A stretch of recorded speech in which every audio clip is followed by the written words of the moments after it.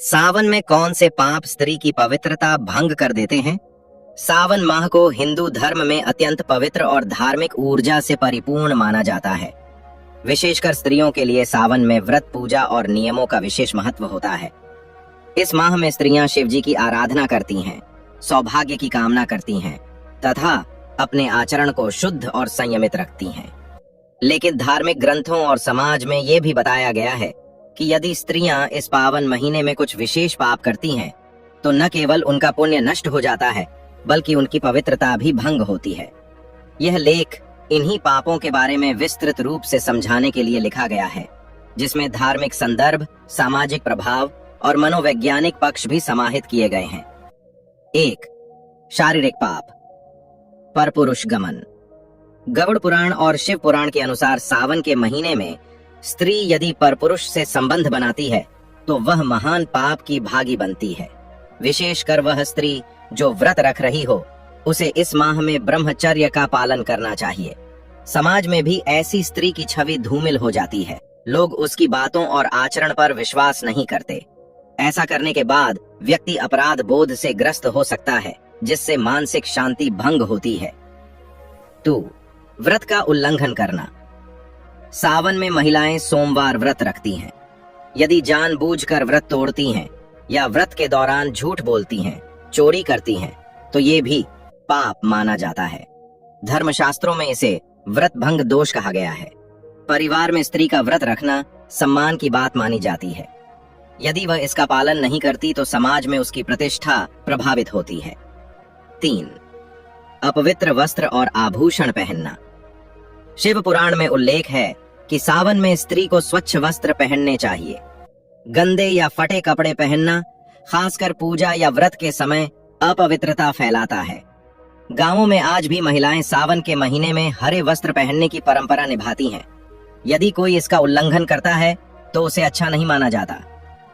4. क्रोध और गाली देना। सावन शांति और साधना का महीना है। यदि स्त्री इस दौरान क्रोध करती है, गाली गलौज करती है या झगड़ा करती है तो उसका पुण्य क्षीण होता है। घर में कलह फैलती है और परिवार का माहौल अशुद्ध होता है। 5. परनिंदा और झूठ बोलना। भगवत गीता और मनुस्मृति में बताया गया है कि झूठ बोलना और दूसरों की निंदा करना सबसे बड़े पापों में गिना जाता है। सावन के महीने में यह दोष कई गुना बढ़ जाता है, नकारात्मक सोच और मानसिक अशांति का कारण बनता है। 6. मांस मदिरा सेवन। सावन में स्त्रियों को विशेष रूप से सात्विक आहार का पालन करने की सलाह दी गई है। मांस, मदिरा, सिगरेट, तंबाकू आदि का सेवन पवित्रता को भंग कर देता है। ऐसी स्त्री की छवि खराब होती है और उसे परिवार में आदर नहीं मिलता। 7.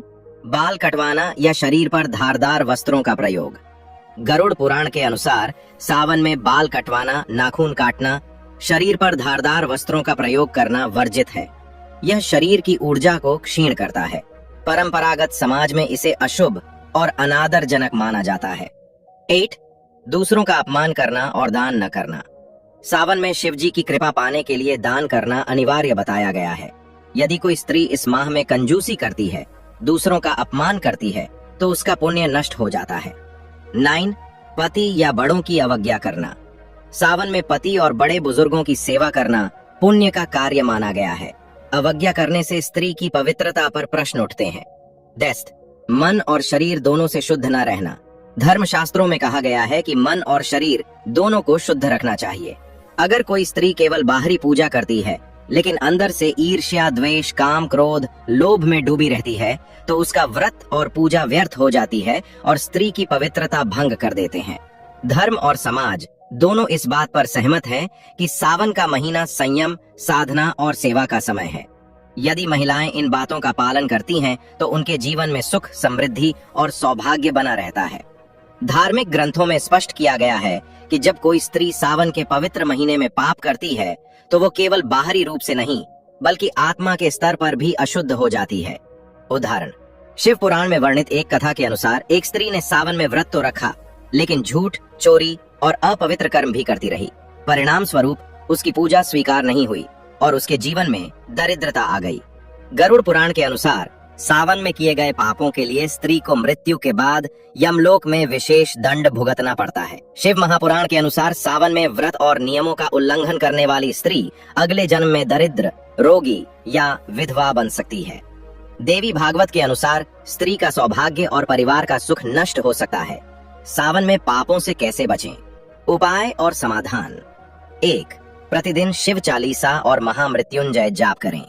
दी सफेद और हरे वस्त्र पहने, काले और गंदे कपड़ों से बचें। 3. घर में साफ सफाई बनाए रखें। 4. मन, वचन और कर्म से शुद्ध रहने का प्रयास करें। 5. गरीबों और ब्राह्मणों को दान दें। 6. पारिवारिक कलह से बचें, विशेषकर पति और सास ससुर का सम्मान करें। सावित्री ने सावन में व्रत और तप से अपने पति सत्यवान के प्राण यमराज से वापस लिए। ये कथा इस बात का उदाहरण है कि स्त्री का पवित्र आचरण कितनी बड़ी शक्ति रखता है। 1. चंचला स्त्री की कथा। पौराणिक कथा में चंचला नामक स्त्री सावन में परनिंदा और झूठ में लिप्त रहती थी। एक दिन उसका घर पूरी तरह जल गया।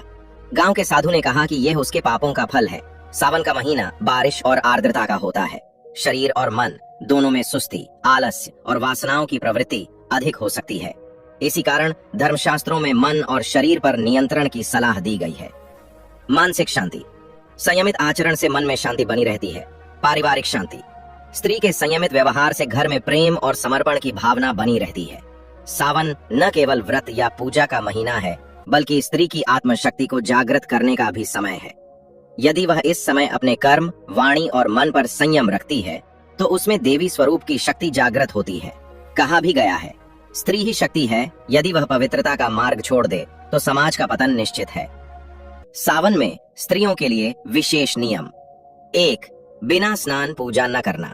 2. तामसिक भोजन से परहेज। 3. पति या बड़ों की आज्ञा का उल्लंघन न करना। 4. ब्रह्मचर्य पालन, विशेषकर विवाहिताओं के लिए भी। 5. झूठ और परनिंदा से दूर रहना। धार्मिक मान्यता है कि स्त्री जब सावन में पाप करती है तो केवल वही नहीं, बल्कि उसके परिवार के सदस्य भी उस पाप के फल के भागी बनते हैं। उदाहरण, यदि घर की स्त्री व्रत भंग करती है या झूठ बोलती है तो पति के व्यापार में हानि होती है। यदि स्त्री पर पुरुष से संबंध बनाती है तो पुत्र पुत्रियों के जीवन में क्लेश और विवाद बढ़ जाते हैं। ये मान्यता केवल भय दिखाने के लिए नहीं, बल्कि परिवार के सामूहिक जीवन की शुद्धता बनाए रखने के उद्देश्य से कही गई है। तो प्यारे दर्शक, आपको ये वीडियो अच्छा लगा हो तो कमेंट में हर हर महादेव जरूर लिखना। आपके घर में महादेव की कृपा सदा बनी रहेगी।